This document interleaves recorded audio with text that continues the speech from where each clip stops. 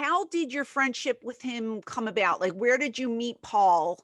I know, I know the story, but people don't. I want people to know how you got into this wacky world of professional wrestling. I met Paul Heyman waiting online to use the bathroom at the China Club. Okay. Uh-huh. And had absolutely no idea who he was or what he did for a living because I wasn't watching wrestling back then. Now, what year was this? 89, 90. Okay, so was he in WCW at the time? Probably. Honestly, yes, I think he was in WC. Wherever it was that he won the Manager of the Year award for Pro Wrestling Illustrated. Yeah. Okay. I think it was WCW. Well, yeah, it was probably WCW because there was one time at the Limelight, I'd been channel surfing, hitting the clicker, and, I came across some wrestling thing that I thought was complete Three Stooges goofy. And then that Sunday night at the Limelight, I'm like, hey, I saw this stupid thing. This one guy with a tennis racket, this other guy with a cell phone, and they had this stupid fencing match. It was hysterical. It was him that I was talking about, Sure. but I didn't realize it was him. Right. Did he take offense to that? No, he thought it was great because I was actually one of the few people within the club world that treated him like a person and not like Paulie Dangerously. I just knew Paul. Right. I didn't know what a Paulie Dangerously was. How did you you're waiting to go to the bathroom? Like, do you go, you do your duty, you come out and you see him again and you just strike up a conversation? Actually, no. Okay. All right, it's been a long time, so I might as well talk about this. I wasn't going into the bathroom to use the bathroom. I was going into the bathroom to take a couple of hits of pot. Okay. And he was on line behind me, and I'm like, hey, dude, if you need to piss, go ahead. I'm not going to pee, but don't get weird on me or anything because I'm going to have to beat the hell out of you. And yeah, so he's like, well, I don't really need to pee either. And we ended up in the bathroom. It wasn't a cocaine drug thing. It was, I just wanted to smoke weed and he wanted to smoke a little of his own thing. And I opened up, I had a Sucrets tin, the cough drop tin. Yeah. That I kept the pot in. And he describes it like the briefcase in Pulp Fiction where you open it up and light emanates from it. And like his eyes lit up. It's like, what is that? What? Christmas trees. And we smoked a couple of bowls and then we hung out. And the next thing I know, every time I go to like the Limelight or the China Club or one of those really cool clubs that no longer exist, there he was. So for a couple of years, I'd be hanging out with the guy 3 nights a week, had no idea what he did for a living. But because of the way people treated him, I thought he was either like a restaurant owner, a mobster, a drug dealer, a pornographer. And it turns out he was a little bit of all of them. We come to find out, right? Very hard to believe, by the way, with all the posters and pictures behind you that you would partake in such debauchery in the bathroom there. Well, yeah. So you mean to tell me that you hang out with Paul all this time and his wrestling never pops up to you? Not at all. There was one time I dropped a friend off at LaGuardia Airport and she was heading to Florida. As I'm leaving the terminal, he's walking in. He's going on the same flight because it was a connecting flight in Atlanta. Okay. And I'm like, hey, what are you doing here? He's like, oh, I'm going down to Atlanta. Atlanta? What the hell are you going to Atlanta for? And that's when he remembered. I didn't know what he did. I didn't know what he did for a living. He's like, oh, I got a parking ticket down there. I'm like, can't you just mail it in? He's like, so no, he's even bullshitting you now. Not really bullshitting me. It's like he didn't see a reason to bring it up, I guess. He was bullshitting you. Probably. Okay. I really had no idea what he did for a living. It was just some cool dude I'd like to hang out with. So what happens when you find out? Like, are you like taken aback? Are you like, what? Because it's a weird, it's very weird considering all the other promoters would be like, hey, Paulie, here's some drink tickets. So I figured, all right, this guy's a wise guy. It doesn't make a difference to me. Okay. There's a club event. I forget what they renamed the club, but it was a very famous club in New York called Octagon. Okay. And I knew the promoters in there, and they had a whole bunch. It was like 3 floors. So they had all sorts of events. They had a fashion show. They had a jam session. They had this going on, that going on. And then the presentation of the Manager of the Year award to Paul E. Dangerously. That's great. I didn't go for the Paul E. Dangerously thing. I went because all my friends were in the band that were playing. So I get to the club, I go up to the VIP room, and there's Paul hanging out, but this time he's not wearing cowboy boots and jeans and a leather jacket. He's in a suit. I didn't think much of it. He's like, "What are you doing here?" It's like, "Oh, I came for the jam to support Matt and Steve, who were the promoters, and there's some stupid wrestling thing going on." So I figured I'd check that out. My exact words. About an hour later, I go back up to the VIP room. They've got a 6-foot-tall projection screen showing the best of Paulie Dangerously. And that's when it clicks for you. Not yet. I look at the Jesus. screen. I look at Paul. You gotta get hit over the head with a hammer. That's the pot. Yeah. Oh, yeah. I look at the screen. I look at Paul. I look back at the screen. I look back at Paul. And the first thought that came into my mind is, oh, wow, my friend is one of those freaks that dresses up like pro wrestlers.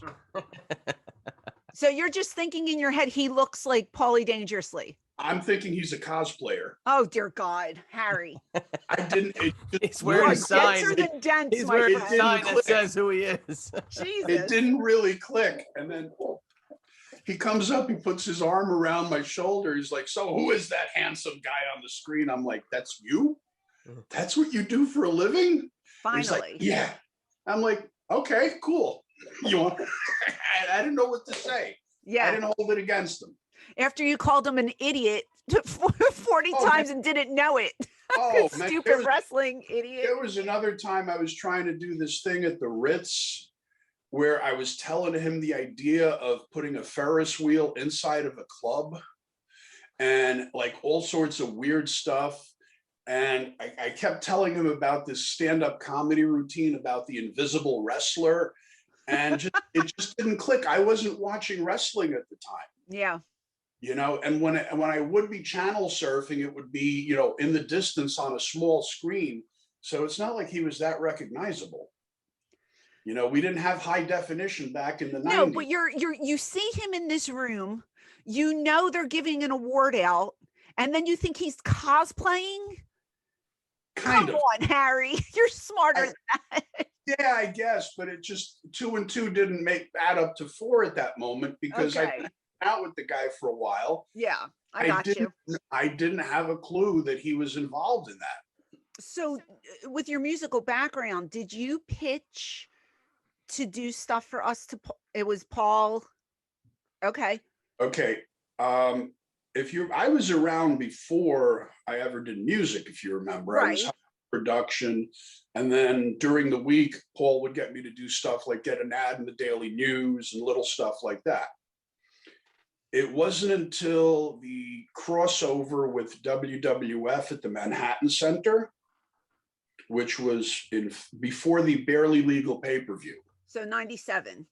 Okay, yeah, February of 97, if I'm not mistaken. They needed clones of what the guys were using because Taz was using a song by Kiss, Tommy was using Man in a Box, Sandman was using Metallica, so on and so forth. We're getting away with it for forever. Yeah. Which blew my mind. But for Vince's TV, he needed sound-alikes. Okay, now this is the Monday before the show that he calls me up. At the time, I had an office. I'm not going to get into it. I was in a legitimate universe at that time. Okay, and he calls me up and he's like, "I need this, this, and this." I'm like, "I have no idea what you're talking about." It's like, "Well, I need." You know how in WCW, Diamond Dallas Page comes out to Nirvana, but it's not. No, I don't know. I'm like, "No, I don't have a clue." So I said, "Hold on." I went, there was, I forget if it was Tower Records or whatever it was when they still had CD stores. I went to the store a couple blocks away on 34th Street in Manhattan, and I bought whatever wrestling CDs they had. And I went back and I listened to them all, like went through them in the office. I called Paul back up. I said, "Dude, this is garbage." There's like two parts in a song. If they get to a B or a change and it's just a riff and this is what you want. He goes, yeah, that's what I need. Can you do it? I said, yeah, I'll need a couple of weeks. He goes, I need it by Monday. There you go. I need it in 45 minutes. Yeah, like Paul, a 3-minute song takes a lot longer than 3 minutes to record. Yeah, it does. 4 minutes, just chop it down. Jeez Louise. Paul, I got to write the tune and I got to find the band. So you'll do it, right? You can do it. Can I just jump in for a second? So you listened to the music that was out at the time. They had only published a few CDs at that point.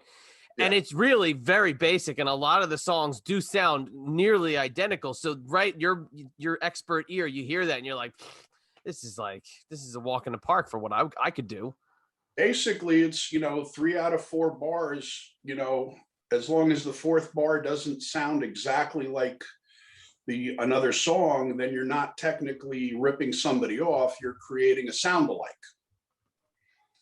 Tommy Dreamer, every company he's worked for has made a sound alike of Man in the Box. Right. There's like 5 different versions out there, including one that I did. So, because of scheduling, I was able to put a band together, which was some pretty badass players. It was Richie Scarlett and Steve Budgie from the Ace Frehley band. Oh, wow. And a currently Grammy award-winning producer named Eddie Wall, who produced El Nino and Primer 55 later on. And we booked 24 hours in Eddie's studio in Yonkers or Mount Vernon. I forget where he lived at the time. I went in there 9 o'clock on a Saturday and came home 9:30 on a Sunday. Wow. Oh, boy. And in 24 hours, myself and the warriors that I had, for lack of a better term, cranked out about 4 or 5 tunes. Okay. That were pretty terrible, but that's what they wanted. It fit right in, though. Yeah.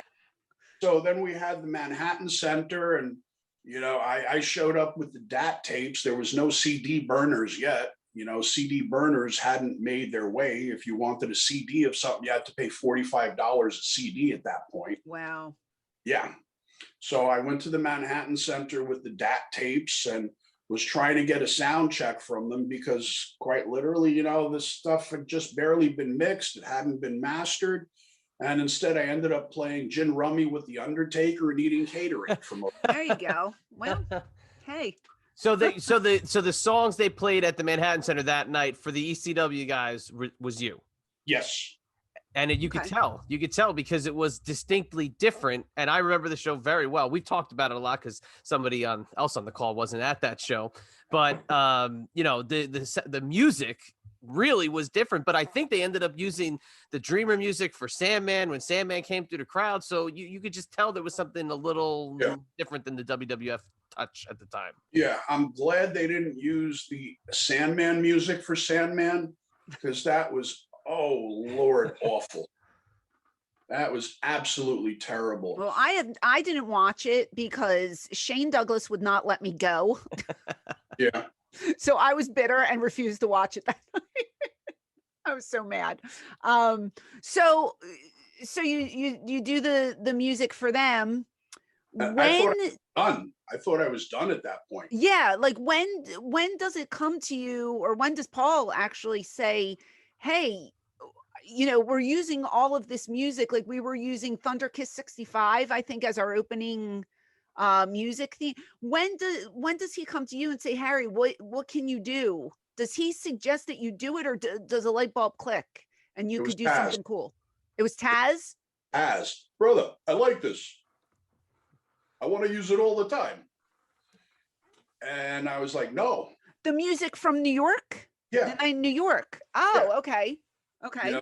Taz liked what I did better than what he was using, but what I did needed some serious work. There were a lot of bad notes, out of tune guitars, bad mistakes. With such a limited time to work, I figured, it's going to be on in the background. People will be screaming. The announcers will talk. Nobody will notice. When Taz wanted to use it full time, I said, I got to go back in the studio and make it right. There's a couple of things on there that I'm not happy about. So I did that, and that became his theme. Right. with Paul's blessing, of course, he had to approve it.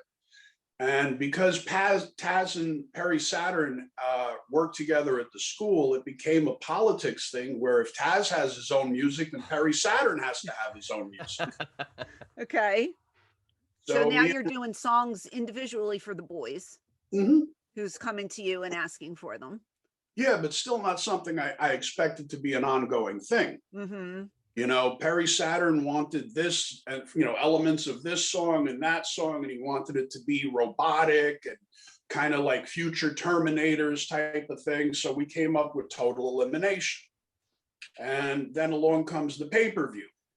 And granted, again, a week before the show, I need this, and I need this. Paul, you got to be kidding me. No, you'll do it, right? Paul, you're giving me 3 days. You'll do it, right? Don't you regret going in the bathroom that night? Oh, God. I should have just gotten high in the parking lot, for God's sake. Yeah, right? Well, I loved our theme. I loved what you did. I absolutely loved it. And to this day, the network, now Peacock, they use the most ridiculous music. And don't they own your stuff?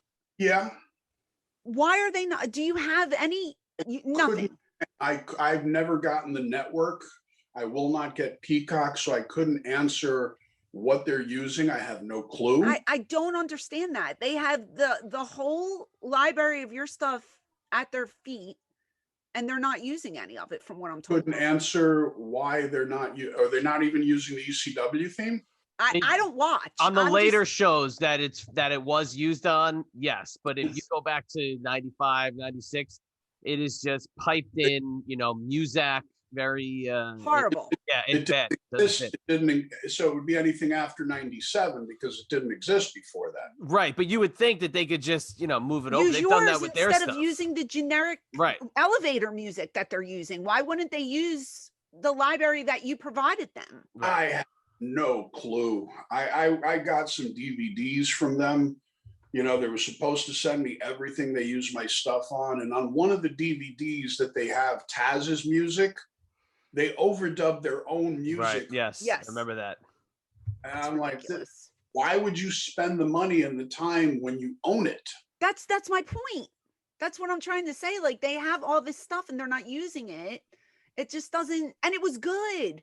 I love the ECW theme. Like, that to me, when I hear that to this day, this is so corny, but I get like goosebumps because I remember being at shows and hearing us play that. And I knew, okay, we're starting, it's time, we're going to work.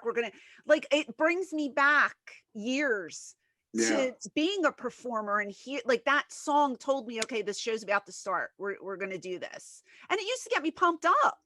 Thank you. I loved it. I just thought it was so well done and it just fit perfectly. Thank you. Just so you know, I've mentioned this on other interviews. The inspiration for the ECW theme came from the theme from Jaws. Oh, okay. I could see it now that you say it. Yeah, because when you would watch the movie Jaws and you'd hear bottom. Yeah. You knew shit was about to break off and it was about to be violent and bloody. I love it. So that's, you got that slow build and then the whole thing just blows up. Yeah. And that's what we were going for, get the audience, get the people pumped, that the anticipation, and then bam, just go all out. That's exactly kind of how I just described it though. Yeah. Yeah. Like, that's how I felt when they would play it, when it would come on.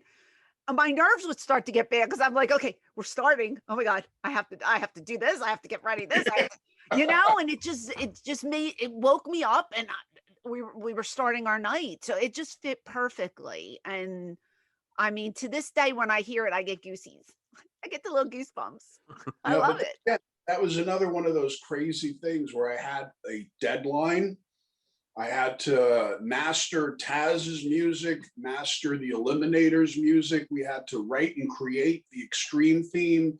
And there was a couple of other tunes. I think I did one for Sasuke that never got used because he brought his own music. Okay. And then it all had to be done within a certain time because I had to be at the Terry Funk banquet. Another thing I wasn't allowed to go to. Yeah. Sore subjects brought up. I know. Such a heel.